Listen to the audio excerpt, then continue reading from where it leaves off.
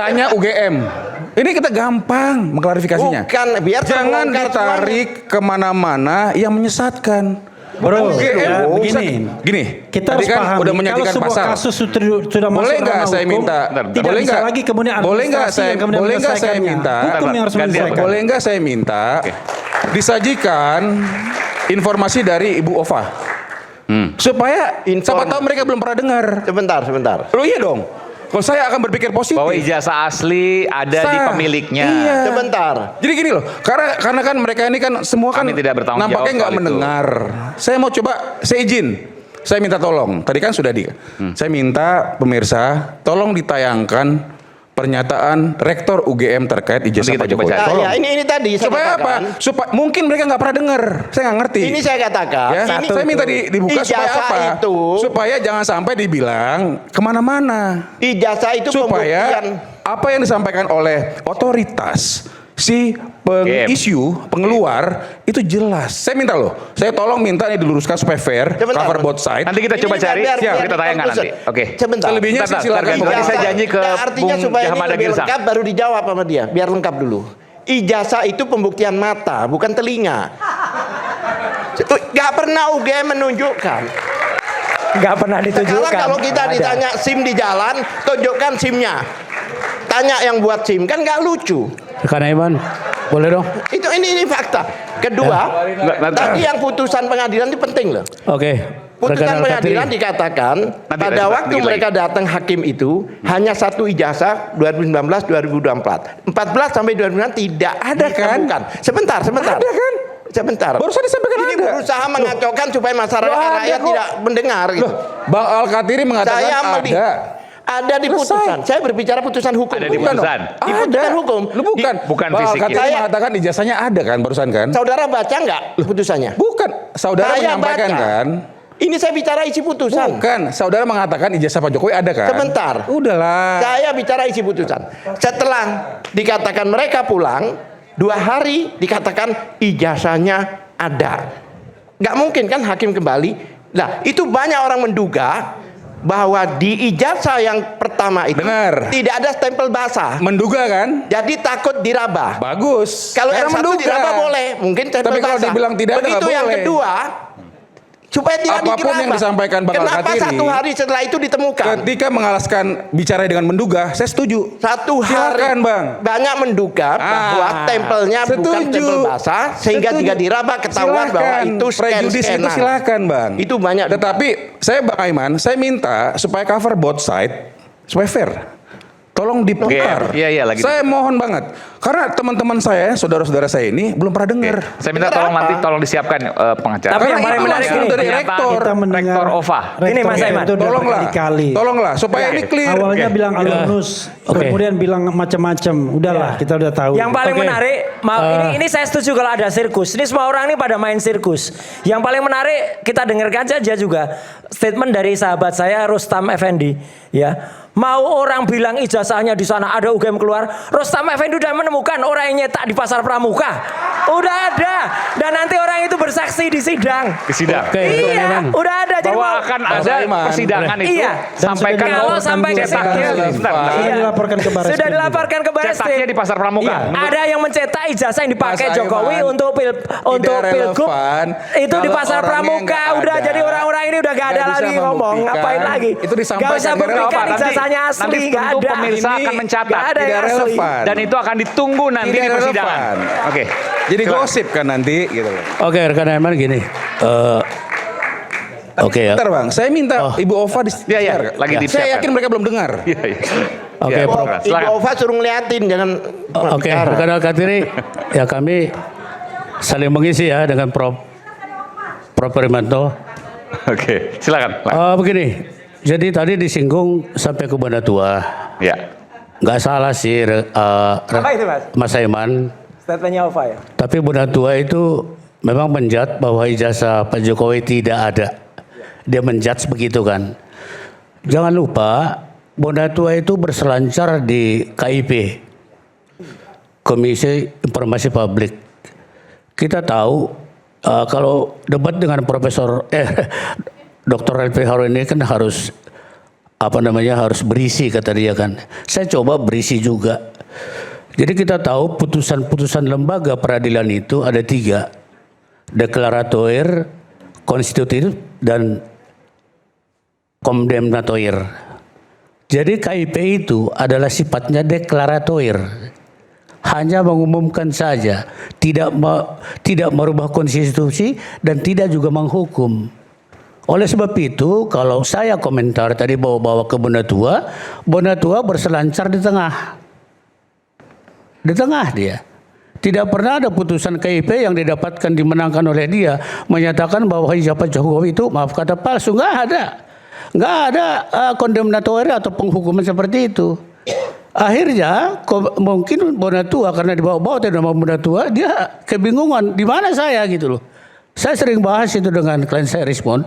Bunda Tua posisinya di mana? Di tengah, nggak ke atas, nggak ke bawah. Jadi saya katakan bahwa tadi dikatakan oleh rekan Al-Katiri, rekanku yang baik ini, Bunda Tua menjat ijazah itu tidak ada. Kalau saya katakan langsung to the point aja, ijazah itu ada. Terus bagaimana? Mau dilawan? Sebentar dulu. Saya mau melawan. Sebentar, Prof. Katanya mau dilawan, saya mau melawan. Sebentar. Oke. Argumentasi maksudnya. Silakan. Artinya begini loh. Justru itu yang saya pancing. Kita arahnya ke pengadilan melawan itu. Kalau tetap berselancar di dunia maya, ya dunia yang tidak jelas, saya kira tidak benar. Dan ini perkara memang sudah sampai di tahap peradilan. Jadi Bunda Tua di bawah-bawah berkata ya nama dia mungkin nggak hadir di sini. Persidangan resmi. Oke, sekarang aku tanggapi lagi rekan Al-Katiri yang baik. Ya, masalah persidangan pokok perkara. Kemarin aku catat kok di sini. Jadi aku rajin mencatat. Persidangan yang mana itu? Rekan Al-Katiri mengatakan tadi ijazah tidak ada pembuktian di pengadilan kan udah minta bukti ke jaksa kan. Ya. Saya mau komen sedikit. Saya bukan mengajari, bukan sok tahu. Kita tahu teori causality. Siapapun boleh menyangkal. Ajas siapa yang mendalilkan wajib membuktikan. Ya. Saya mau kasih tahu sedikit. Semua kemarin menonton persidangan di mana kuasa hukum Tipa itu meminta bukti ke jaksa. Saya pikir dan jaksa menjawabnya secara jelimet luar biasa. Jika Anda ingin bertarung dengan kami, silakan Anda juga tampilkan bukti. Nah, jadi dalam perkara ini, kalau saya terjemahkan secara sederhana, Pak Jokowi melaporkan 30 April di Polda Metro Jaya tentang penistaan dan pencemaran lah begitu. 310311. Sekarang itu dilanjut dengan aduan itu dilanjutkan penyidik sampai kejaksaan sekarang, bahkan sudah didaftar di pengadilan. Artinya jaksa penyidikan sampai kejaksaan pasti sudah mempersiapkan buktinya. Itu hak mereka. Sekarang yang namanya Mas Roy dan Mbak Tipa ini kan juga Oke, karena saya disebut gini, Pak. Saya ingin tanya aja. Bapak pernah jadi pengacara kami, Balai RRT? bukan. Enggak, gini. Saya tanya dulu, pernah enggak? Jadi pengacara Balai RRT pernah? Pernah dengar kan? dulu Mas Roy, dengar dulu aja. Pernah kan? Kalau pernah, saya Bapak tahu hanya diskusi. etika advokat enggak? Oh, tahu. Lah iya, Bapak tidak boleh melawan kami selaku klien melawan. Bapak yang lama. Itu Ini ada melanggar melawan, etik. terserah. Ini melanggar etik nih orang ini. Mau melawan, tidak melawan, Ini orang terserah nggak Mas boleh Roy. ini. Ini melanggar etik Melawan nih. tidak melawan terserah Mas Roy. Up to you. Oh, nggak boleh kok terserah saya. Enggak lah. Hei, Hanya organisasinya saya- ini harus disanksi nih. Saya mau Coba saya minta sampaikan saja. advokat, pendapat advokat saya minta. Nggak, melawan itu kan di pengadilan. Saya Enggak, hanya enggak, iya. menyampaikan Coba saja. ini Mas Gawin. ya. Iya. Ini kan kita Saya bicara melanggar ini. rasionalitas. Ini melanggar Belum selesai, Ini belum pernah selesai. menjadi advokatnya Mas Roy. Oke, iya. Dengerin, Tentu ada dengerin. hubungan klien dan advokat, ada rahasia dan lain sebagainya Iya. yang sebenarnya tidak bisa diumbar ke publik, misalnya Oke. strategi dan lain sebagainya. Oke. Iya. Ketika kemudian dia berhadapan dan kemudian menyerang Mas Roy, itu melanggar kode etik advokat. Dengerin itu. Saya tambahkan, yang menyebarkan Dr. KTP Refli saya Harun. bukannya pengacara. Kalau soal Yang menyerang-menyerang, memberikan KTP saya kepada Pak Roy filenya bukannya pengacara. Ini ngomong KTP bukan soal KTP. Bukan, Ini maksudnya lagi. begini. Ini jager kita. Saya nggak usah ngomong dulu, kamu Karena nggak itu ngerti akan kamu. saya laporkan. Nggak ngerti kamu udah. Itu Siapa aja. yang menyebarkan itu? sebentar. Kalau soal Beres. serang-menyerang, Karena pada saat itu ya. saya memberikan file KTP kalau nggak salah kedua tempat pertama Taka dan Bala RRT. Dan ini akan diinvestigasi. Ya, silakan. Akan saya laporkan.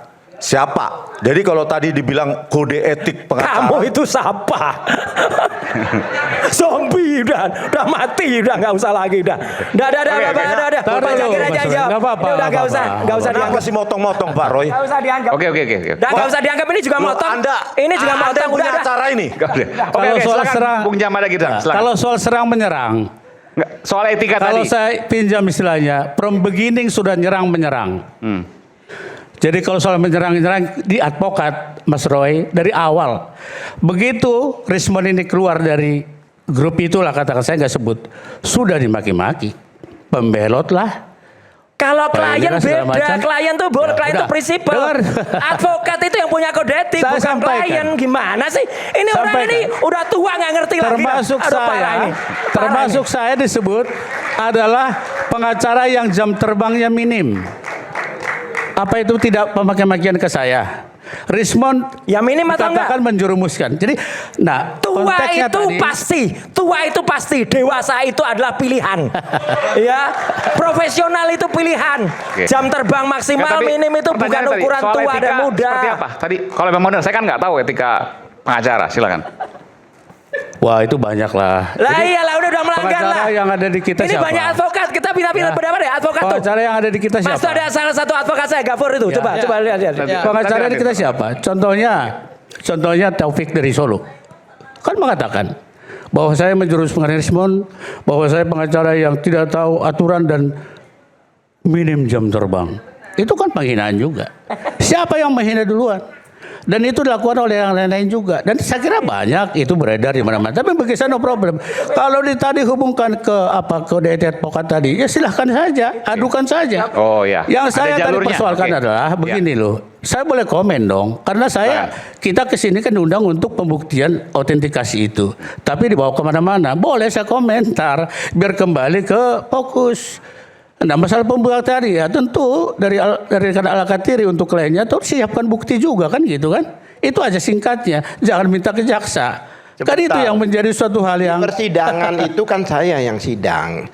Ya memang siapa yang mendalilkan dia membuktikan itu memang demikian. Ya. Yang melaporkan kan. Nah, bukti-bukti yang katanya sampai 709 apa itu surat dan sebagainya itu kan dibuktikan. nanti saat Dan yang pembuktian kami minta rekan, kemarin saat pembuktian itu kita nggak bahas lah itu hal yang barang mendasar bukti. bagi kita itu nggak usah dibuktikan. Itu pada saat pembuktian dan saksi nanti ditampilkan. Loh iya. Gitu masing-masing tampilkan bukti. Daftar Saya barang kira saya nggak perlu layani seperti itu. Ya kita kembali ke Nah, terus gimana? tingkat Silakan satu sedikit, hukum. silakan. Ya, Mas Aiman, saya kira ini menarik ya, karena bagaimanapun juga perkara ini kan perkara publik ya. Dalam arti masyarakat ingin tahu kebenaran material atas perkara ini. Tapi sebelum saya yang lain, saya mau menegaskan dulu bahwa sebetulnya sebagai seorang advokat itu adalah profesi. Officium nobile, profesi yang terhormat dan mulia.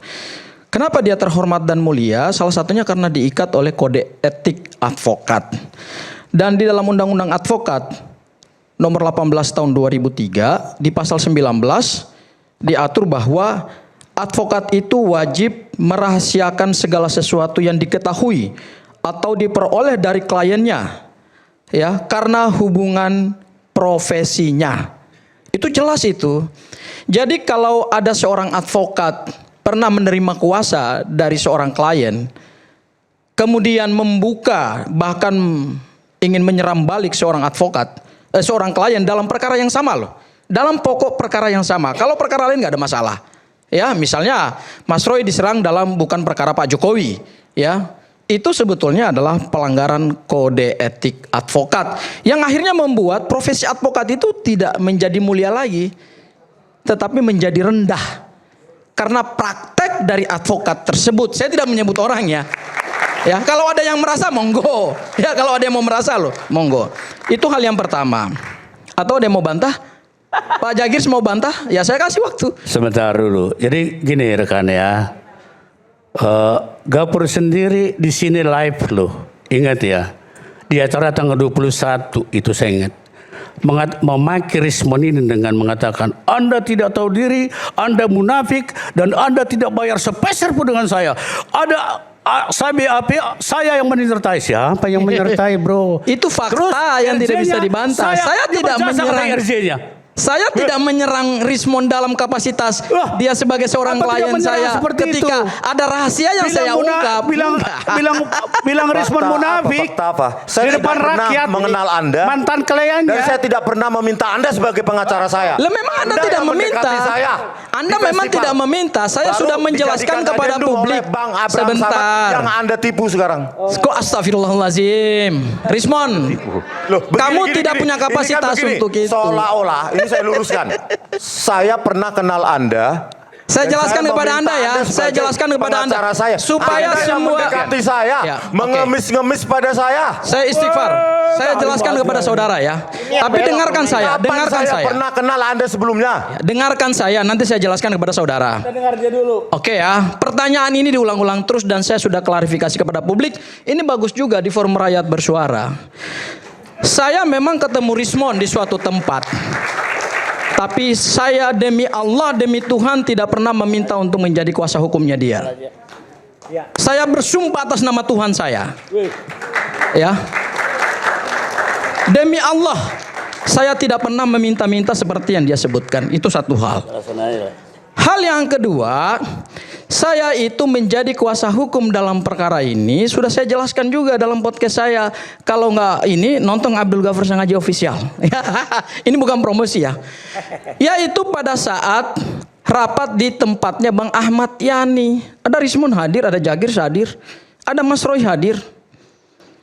Saya diundang oleh seseorang tersangka, sahabat saya namanya Bang Rustam Effendi. Diperkenalkan dengan dua lawyer dari Taka. Namanya Bang Jack Aspardi Piliang dan kemudian Bang Juju. Dua-duanya adalah senior saya dari Universitas Indonesia Fakultas Hukum. Saya dibawa dalam ruang itu, saya juga belum kenal Bang Rismon. Pada saat kami rapat untuk mempersiapkan pemeriksaan di Polda Metro Jaya, saya adalah orang terakhir yang berbicara. Ada Mas Roy saksinya. Saya duduk di pojok paling kiri. Kalau nggak salah 2 atau 3 orang setelah Jagirs. Saya adalah orang terakhir yang memberikan pandangan dan saat itu Bang AS karena salah satu yang dilaporkan, termasuk juga ada Bang Ahmad Gozinuddin, bertanya, ini Adinda yang hadir ini siapa? Dijawablah oleh Bang Juju dan Bang Jack Aspardi Pilihan, itu junior kami Bang, alumni UI juga. Setelah mereka menyelesaikan pembicaraan itu, saya diberikan kesempatan untuk berbicara terakhir. Ini fakta. Bisa ditanyakan langsung kepada Bang Abraham Samad. Saya menyampaikan pendapat hukum saya, hanya 2 hal yang saya sampaikan. Setelah saya menyampaikan pandangan hukum saya, Bang Abraham tanya ke saya, Adinda, apakah Adinda adalah seorang advokat juga? Iya, saya seorang advokat. Saat itu juga perintah Bang Abraham Samad kepada Bang Ahmad Gozinuddin adalah masukkan Adinda Abdul Ghafur Sangaji sebagai tim kuasa hukum. Dan saat itu juga saya tanda tangan surat kuasa. Ada Jagirs jadi saksi. Saya tidak pernah minta lewat Rismon. Itu fakta yang tidak bisa dibantah. Oke, jadi saya tidak mau memperpanjang itu, clear ya. Jadi kalau Rismon mengatakan saya mengemis ke dia, mohon maaf. Mohon maaf. Ya, saya bersumpah atas nama Tuhan saya, atas nama iman saya, atas nama agama saya tidak pernah meminta kepada saudara Rismon.